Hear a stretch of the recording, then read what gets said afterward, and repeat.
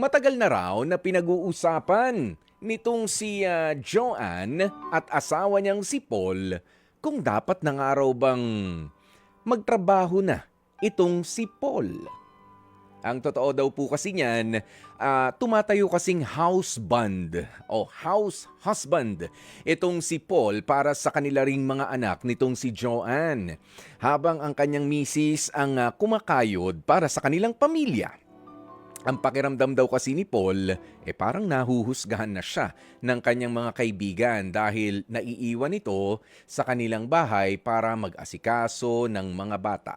Kumbaga ho, karaniwan nakikita natin sina misis ang naiiwan sa bahay para mag-asikaso, pero dito ay kabaliktaran. Although marami na rin naman yung mga katulad ni Paul at ni Joanne na ganyan sila na magtulungan bilang mag-asawa. Pero ano nga ba ang mga dahilan? Ano nga rin ba ang mga sinasabi ng mga tao raw sa paligid nila? Kausapin na po natin mula sa Novaliches, Quezon City, si Joanne at si Paul. Magandang tanghali sa inyo. Hello po, magandang tanghali po. Andyan ba si... Magandang tanghali po. Ayun, nandyan si Paul. Magkasama ba kayo ngayon o magkaiba tayo ng linya? Hindi po kami magkasama.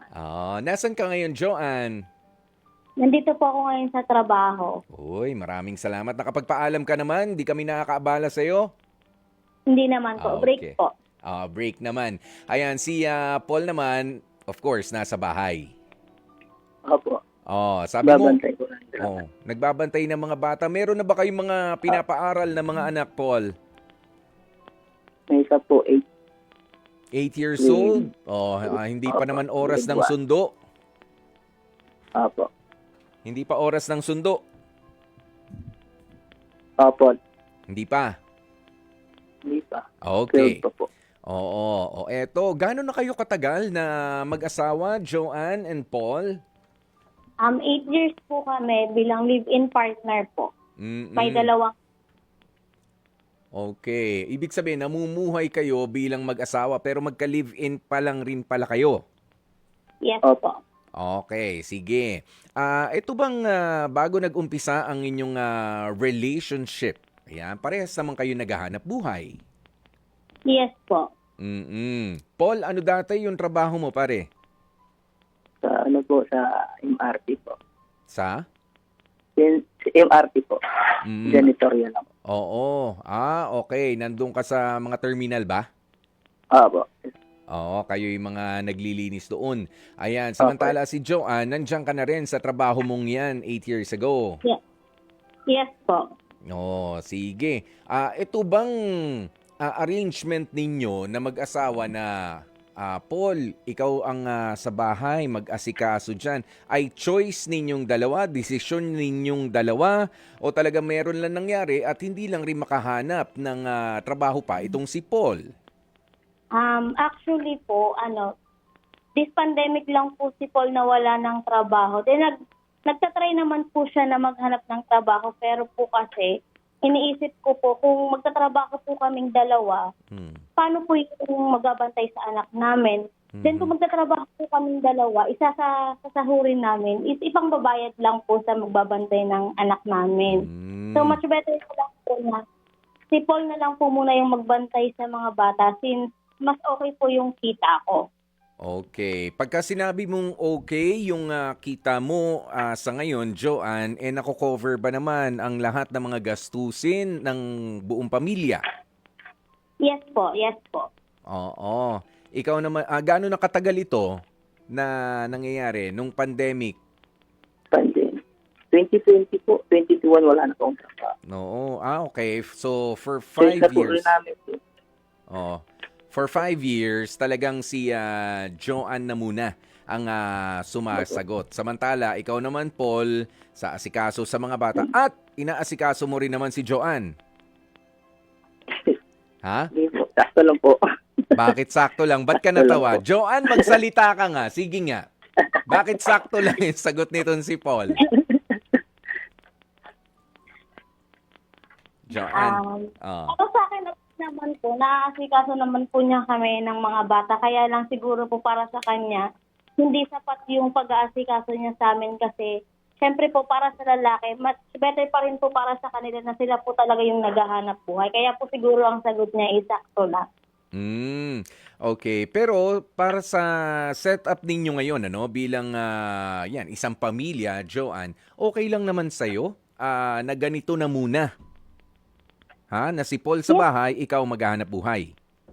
Yes po, mas okay po sa akin yun kaysa yung maghahanap siya ng trabaho tapos yung sasahurin po niya or sasahurin ko is mapupunta lang sa magbabayad. Mas Okay. okay po sa akin na ako muna. Oo, yan yung, so okay lang sa'yo yan, Joanne. Pero kay Paul Yes. kaya? Ayan, si Paul naman ang tanungin natin. O Paul, kasi nga, ang pinoproblema nyo ngayon, medyo nakakatanggap ka na ng pangangantsaw ng ilan sa mga kaibigan mo, yung mga ganyan. Dahil lang ba doon sa mga kantsaw o dahil itinutulak na rin ng katawan mo na gusto mong magtrabaho talaga? Para sa akin po talaga, gusto ko na po talaga magtrabaho. Kaya ko po rin palang nasitinggal lang po sa bahay. Kasi ako po yung lalaki, dapat ako po yung maghanap buhay para sa akin. Ito ba ay idinidikta lang ng mga kantsaw sa'yo o sariling desisyon mo talaga na Kasama may na rin po maitulong ka yung... rin? Opo, kasama na rin po yung pangangasaw. Pero sa ngayon po kasi, no choice po talaga muna ka. So gustuhin ko mo po magtrabaho po. Pero ito, Paul, ha? Ito na rin ang pagkakataon mo kung sakasakali. Wala bang nag-iba sa ano ninyo, sa pakikitungo sa iyo ni Joanne, given na siya yung, kumbaga, nagpalit kayo no? Ng role pansamantala. Oh, wala namang iba, hindi ka ba, kumbaga, Wala naman po. Wala. Hindi naman po siya nagkukulang. hindi nagkukulang. Pangailangan. Hindi lang yung pagkukulang. Hindi rin naman sumusobra ba si Joanne? Hindi. Ha? Sakto lang naman. Totoo yan. Sakto lang naman. Totoo. Opo. Bakit sakto lang? Parang pagka sa akin, sinasagot ako ng tao ng sakto lang, parang alanganin yun. Oo. Ha? Puprovide naman po yung pangailangan. Oo. Hindi, bukod doon sa pangangailangan, ang tinatanong ko, yung pakikitungo sa'yo, hindi ka ba parang naa-under? Kaya ka kinakantsawan ng mga tropa mo? Hindi naman ganun. Hindi naman po siya. Ano naman po siya. Si kaso po nasa bahay niya. No, Nasa bahay na rin po siya. maasikaso, mine-maintain ninyo yung respeto sa isa't isa. Opo. Kahit pa nga ganyan yung sitwasyon. Tama? Opo. Okay. Ang sabi mo, tama ba yung narinig ko kanina na ayaw mo naman na nandiyan ka lang sa bahay naghahanap buhay? Yes po. Oh, bakit? Yung po talaga, kahit para sa akin po kasi talaga, gusto ko po talaga magtrabaho. Minsan iniisip ko na lang para sa mga bata. Kasi ayaw rin po namin pagkatiwala kasi sa iba po. Oo. Mga bata. Okay. Hindi, nandun na nga tayo. Pero kung hindi nga uubra at pumayag ka naman na sige, kailangan mabantayan yung mga bata, bakit ayaw mo rin na magkaroon ng hanap buhay o pinagkakakitaan mula dyan sa bahay ninyo? Yun na nga rin po yung problema. Ha? Po. Yun lang po yung problema. Yung gusto kong mangyari po, yung pagkikitaan din po sana. Oh. 'Di ba? Oh, diyan sa bahay Opo. ninyo, halimbawa, ang pambansang unang hanap buhay na naiisip, ang sari-sari store. Ayan, yung mga ganyan. O kahit papaano, para malibang ka rin. 'Di ba? Opo, tama po. O alam mo, magtataka ka sa mga sari-sari store, Paul. 'Di ba? Kahit magkakapit-bahay, may sari-sariling sari-sari store, pero lahat 'yan nabibilhan. 'Di ba? Napapansin mo 'yon? Ha? Opo. Oo. At isa pa, bukod sa mga nabibili yung mga gamit, meron pa mga bumabagsak sa'yo ng mga kwento na hindi mo naman kinakailangan, pero nalilibang ka lang rin. Opo. 'Di ba? Tama yung mga ganun, makikwentuhan ka pa. Tama. Mag-ready ka lang. Pag kinwentuhan ka, sigurado yan, may hirit na pare. Baka naman pwede palista mo yan. Oo, biglang may utang yan. 'Di ba? Ayan, pero nasubukan mo ba yung kahit papaano? O baka meron kang ibang kakaibang skill set dyan? 'Di ba? Baka sa electronics kaya. O, 'di ba? Ba't di mo subukan yung ganyan? Sa wala po bukong steering po sa mga actor. Wala. Hindi, ibig sabihin ko, ano nga yung sa'yo? Mga palinis ng bahay, ng bakura ng mga kapitbahay. 'Di ba? Meron naman mga ganun eh. Hindi mo rin sinusubukan. Yung malalapit lang para... Subukan ko po yung sa paggagawa lang po ng kama. O yan. Oo. Paggagawa po ng kama sa bakal po. Oo. Yan, yung mga ganun. O kaya, alam mo, ikaw, buti ikaw nakakagawa ng mga kama, ng higaan. Ako nagsusukat lang eh. Oo. Sinusukat ko lang kung malaki o Nagtrabaho po ako maliit. dati. Ganon. Oo, malalaman ko yung resulta 3 hours after. Sukat pa lang yun. Pagkagising ko na. Pagkagising. Okay? Ayan. So, meron ka palang experience sa, anong tawag mo dyan? Pag-aalwage. Ha? Paggagawa ng kama. Kama lang. O kahit ano na ginagamitan ng lagare, martilyo, pagkakarpintero. Ganun. Meron lang po akong alam. Konti lang po. Yung mga ano diyan, yung mga kukumpunihin, 'di ba? Na mga gamit. Pwede mapagkakitaan 'yan, nalilibang ka pa. Hindi ka pa lumalayo at nababantayan mo pa yung mga bata. 'Di ba? Tama po. Katulad niyan, ako kung ikaw ba ay bibigyan ko ng project, Paul, ay tatanggapin mo. Kahoy kasi yung gusto ko eh. Tatanggapin po. Tatanggapin mo. Kaya po. Kung kaya mo ha. Kasi gusto kong magpagawa ng second floor ng bahay. Kakayanin mo ba? Oo. Hindi po kaya mag-isa po. hindi kaya mag-isa. Hindi, pwede bang buuin mo na dyan, ililipat na lang natin pagkabuo na. Patulong na lang din sa pagbuhat.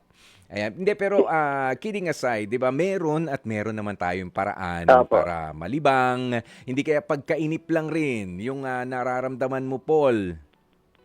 Parang gano'n na rin po siguro. Okay. Joanne. Ito naman, Joanne. Papaano mo naman sinisigurado na nakukumusta mo ng maayos itong si Paul? Binibigyan mo ba ng pagkakataon naman ang pamilya ninyo na makapunta naman sa ibang lugar, makakita ng ibang tanawin? Lalo na si Paul. Idine-date mo rin ba si Paul? Pag may extra naman po, minsan nagsisimba naman po. Tapos tinatanong ko din po siya minsan kung gusto niya bang lumabas-labas, masyal-masyal. Kasi may time po kasi na pag nagsasabi po ako sa kanya na mamasyal, mas pinipili niya na lang po na sa bahay na lang kasi iniisip niya na gastusin lang din po ang mangyayari pag namasyal-masyal po kami. Kahit naman yung mga malalapit lang, meron ba sa lugar ninyo na malapit lang na mapupuntahan? Pwedeng kasama nyo, syempre, yung mga bata, dala ng pagkain. May mga park bang malapit dyan? Wala po eh. Yun po, minsan pansin na lang po namin yung manonood po kami ng sabay-sabay pag day off. Yan. Pero nagagampanan mo pa rin naman at naipararamdam mo na ikaw pa rin ang paminsan-minsan na paglulutuan, na pagsisilbihan rin naman si Paul. Hindi naman ibig sabihin na ikaw nagtatrabaho, siya naman lahat din sa bahay. Yes po. Hindi Yes naman. po, na nagagawa ko pa rin naman po yung yung responsibilidad ko bilang asawa sa kanya. Na kapatid ko naman po siya. Oo. Ganun po. Okay.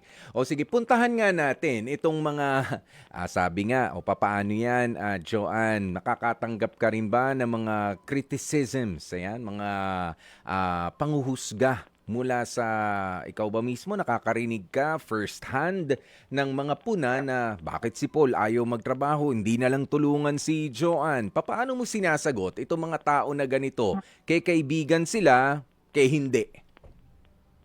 Actually po, hati po yung mga naririnig ko, may negative na dapat daw po lalaki pagtrabahuin. Tapos may positive naman po na sa ngayon hindi na po talaga tinitingnan yung babae dapat nasa bahay, lalaki dapat nasa trabaho. Then pag pag negative naman po yung naririnig ko, ina-explain ko naman din po ng maayos na kaysa maghanap kami ng magbabantay sa bata, magbabayad kami.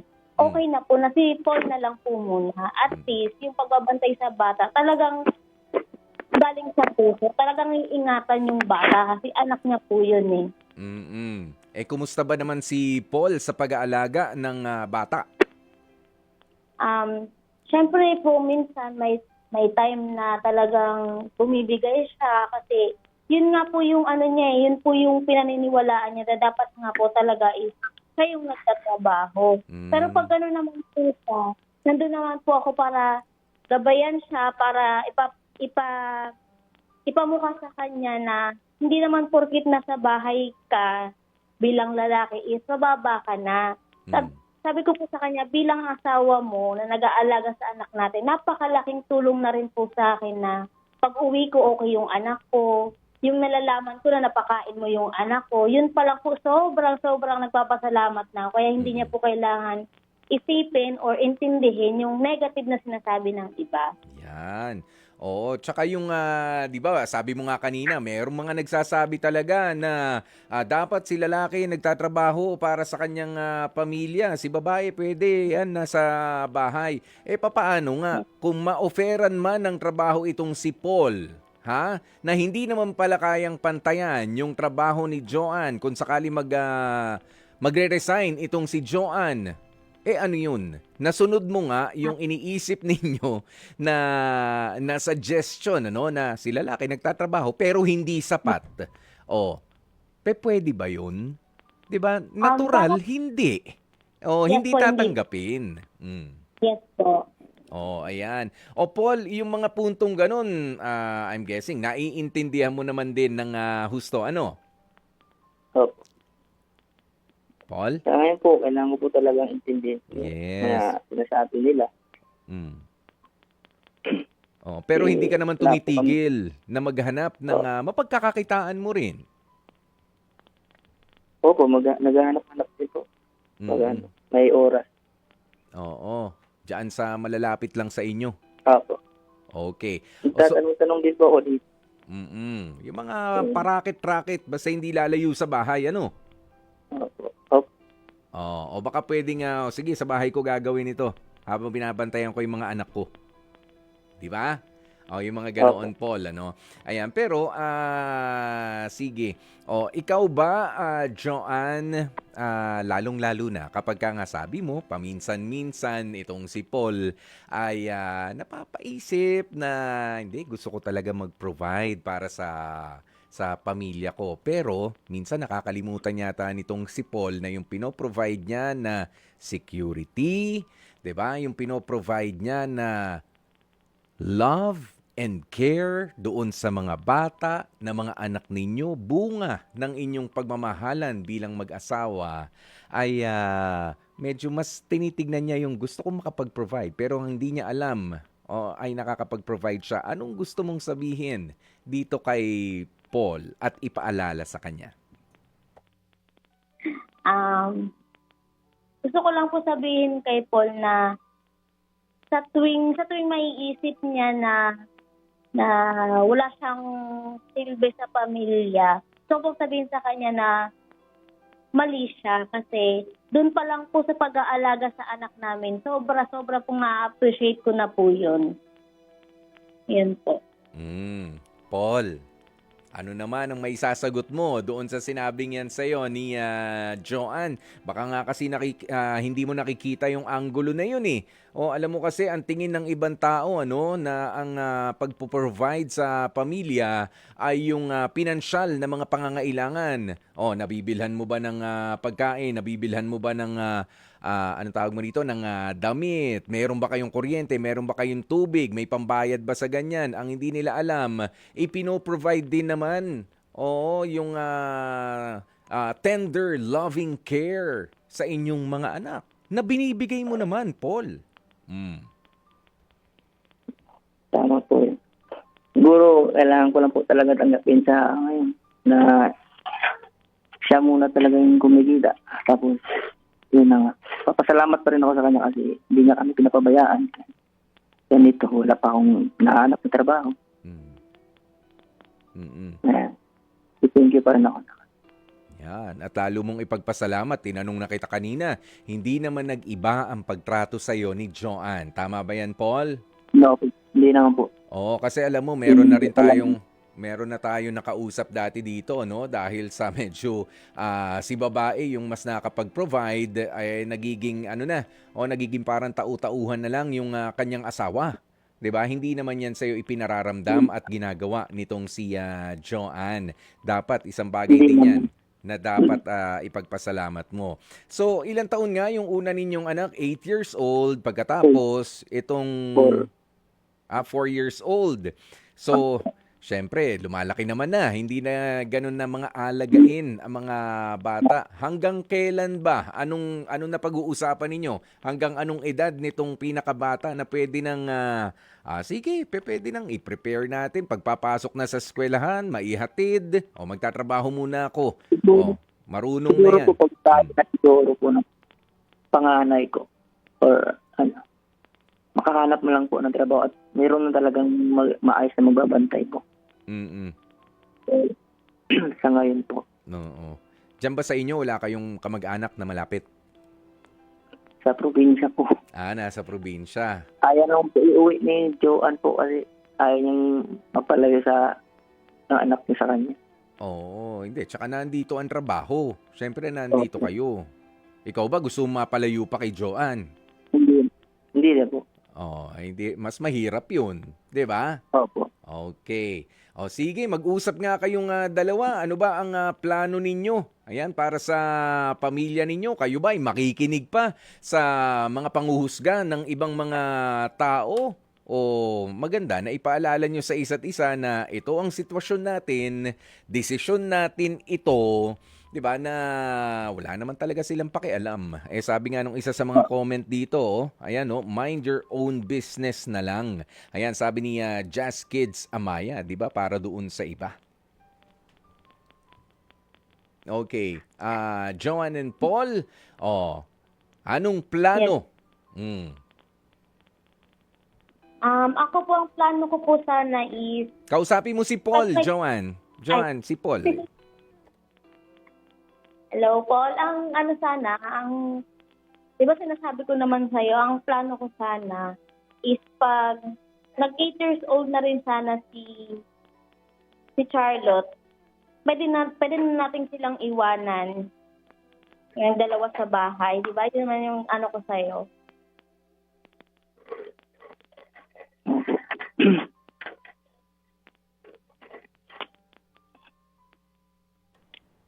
Paul?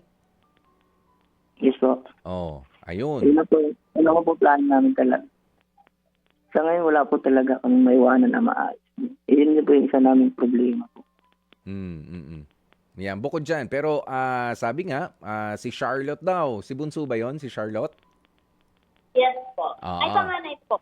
Si Panganay. Si Panganay, 8 years old na. Si Bunso, 4 years old. Konting panahon na lang, pwede naman silang magbantayan na magkapatid. 'Di ba? Ganoon yan. At pwede na rin kayo makapagtrabahong dalawa. Of course, natuturuan naman natin ng responsibilidad ang mga bata. Ha? Yes po. Paul, doon mo siguro mas magandang gugulin ang panahon mo, no? Kesa na buburyong ka sa bahay, kesa nakikinig ka sa mga chismis at sa panguhusga ng ibang mga tao, wag mo silang pakinggan. Ang maganda, ituro mo sa mga bata kung paano maging mabuting tao, maging responsableng mga individual, nandyan o wala kayong mga magulang para pagdating ng panahon. Kahit iwanan nyo sila sa bahay para kayong dalawa naman ay makapaghanap buhay rin para sa inyong lahat ng buong pamilya ay maging maayos sila at talagang hindi naman kakabog-kabog ang mga dibdib ninyo sa tuwing umaalis kayo sa inyong bahay. Okay, pero sa ngayon, hindi naman yan nagiging usap-usapan kayong dalawa na tigilan na natin ito. Iuwi ko na sa probinsya ito kasi may nabanggit ka kanina, di ba, Paul? Wala namang ganon. Wala namang pilitan. Wala po. Okay, sige. Tatanungin ko na rin, ano ba ang inyong heart decision? Letter H, E, A, R, or letter T? Letter H po. Letter A. As in, approve na approve. Paul, yun din ba ang sagot mo? Yes po. A as in approve or A as in Apo. aray ko? Hindi naman. Hindi naman aray ko. Hindi. Kailangan maghintay na naman ako, Kuya Poy. Aray. Ayan, walang aray, lalo na kung naipoprovide mo nga hindi man yung pinansyal na pangangailangan ng iyong pamilya, kundi yung pagmamahal. 'Di ba? Yung tamang concern sa magkapatid, sa mga anak mo. Ayan, at yung seguridad din nila. Iba na merong isang magulang na nasa tahanan. Bonus na lang kung sakali nga ako pagdadasal ko na magkaroon ka ng racket dyan sa bahay mo o kaya matuto ka ng trabaho, okay, legal na trabaho para kumikita ka rin dyan habang si Joanne kumikita rin o doon sa inyong main na pinagkukunan. Okay?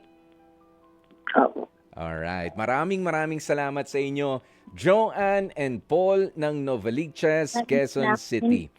Joanne, may gusto ka pa ba sabihin kay Paul? Wala na po. Mamaya na lang po pagdating sa bahay. Wala man lang I love you dyan. Ha? Ha? Joanne, naghihintay kami. Yes. Naghihintay kami. Sweet message naman. Magpapasko na eh. Ano na lang po, mag-ingat na lang po sila ng mga bata palagi. Kausapin mo si Paul. Nakikinig lang ako rito. Kayo mag-usap. Sabihin mo sa kanya.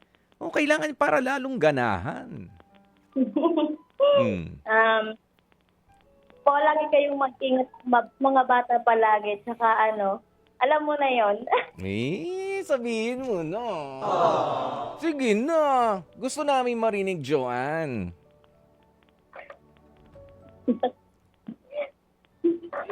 Joanne. Yes po. Kapangalan mo pa yung asawa ko. Sige na, sabihin mo na. Sabihin mo na kay Paul. Alam niya na po yun.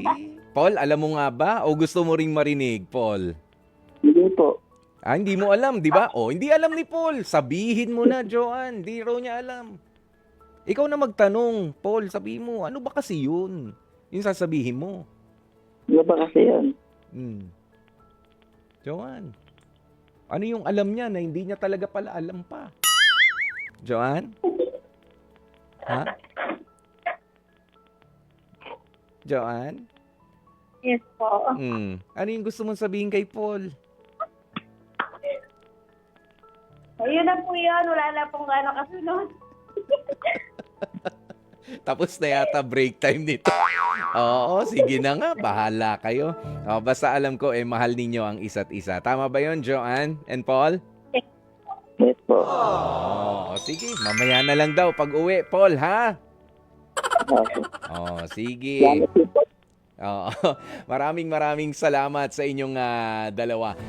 Mga kapatid, dito tayo sa totoo. Dito na tayo sa True FM. Mag-subscribe at mag-follow na sa social media accounts at True Network PH sa FB, Instagram, X na dating Twitter, YouTube, TikTok, and podcasts.